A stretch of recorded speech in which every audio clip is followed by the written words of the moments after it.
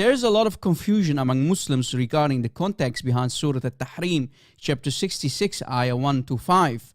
Some Muslims said these ayahs are about Muhammad committing adultery with the slave called Maria al-Qibtiyya, which he received as a gift from the governor of Egypt. This means she was not made lawful for him because she was not captured as war booty, or also known as what your right hand possesses. So Muhammad slept with Maria in the house and on the bed of his wife Hafsa while it was her day to be with Rasulullah. Other embarrassed Muslims said, well, that version of the story cannot be true. These ayahs in Surah At-Tahrim are not about Maria al-Qibtiyya.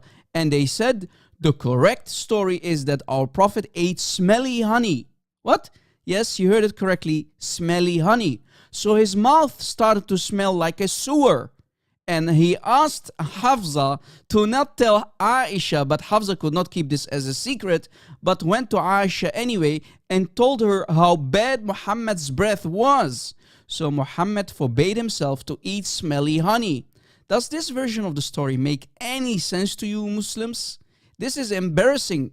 Anyway, so Allah decided to send down these ayahs to warn his wives to stop bullying Muhammad, else Allah would divorce them and find his beloved Prophet better wives than Aisha and Hafsa. Wait, so Allah has nothing better to do but to send down revelation about Muhammad eating smelly honey? Really? You gotta love how Muslims fabricate stories to duct tape and cover up the immoral behavior of their false prophet who committed adultery with a Coptic slave behind his wife's back. Now, the reason why Muslims said that the other version of this story, Muhammad committing adultery with the Coptic slave Maria, is simply a lie, because these embarrassed scholars said that Abdullah bin Shabib, who is in the chain of narration, was a known liar. But what they did not tell you, that there are other chains that will actually confirm the story about the adultery of Muhammad.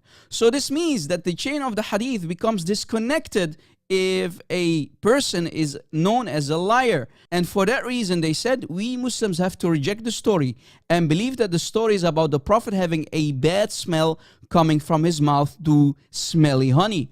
But is this truth or simply another fabrication to cover up the adultery of Muhammad with Maria al-Qibtiyya? In this video, we're going to refute the lies of these Muslims from their own Islamic books and show you how they hide that other necessary information that will rebuke their deception and mental gymnastics. I found an interesting comment from a Muslim who is confused about the story and is asking his sister Farida to clear up the story for him because he heard about the disrespectful story, i.e. Muhammad committing adultery with Maria al-Qibtiyya. So let me help this poor confused stone kisser and show him that the only correct version of this story is about Muhammad banging Maria al-Qibtiyya. So let us finally show you Muslim Sunni books to destroy their lies and make everything clear. Sunan al-Daraqutni, volume 3 by Imam al-Daraqutni, page 295. On this page we see 3 different chains. The first 2 chains do include Abdullah bin Shabib, who Muslims threw under the bus and called a liar. But there is a 3rd chain in the bottom of the page, which is a connected chain and is Sahih.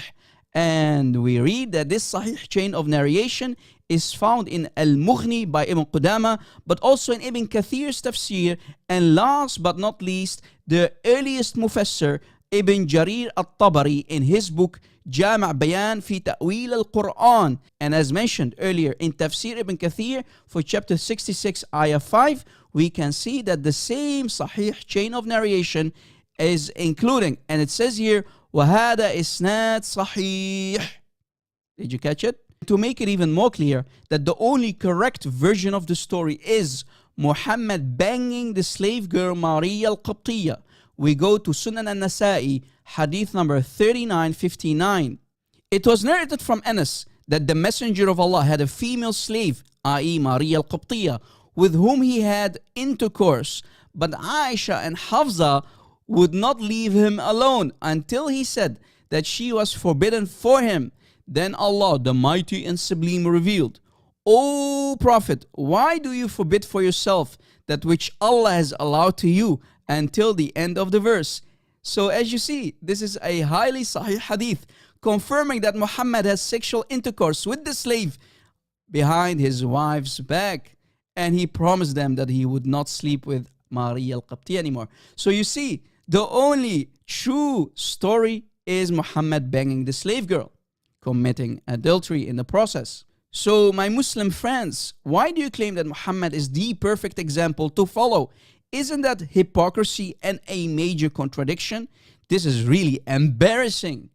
As you see, without lies, Islam truly dies. My Muslim friends, keep fabricating lies about your Prophet to hide these embarrassing details about his sex life.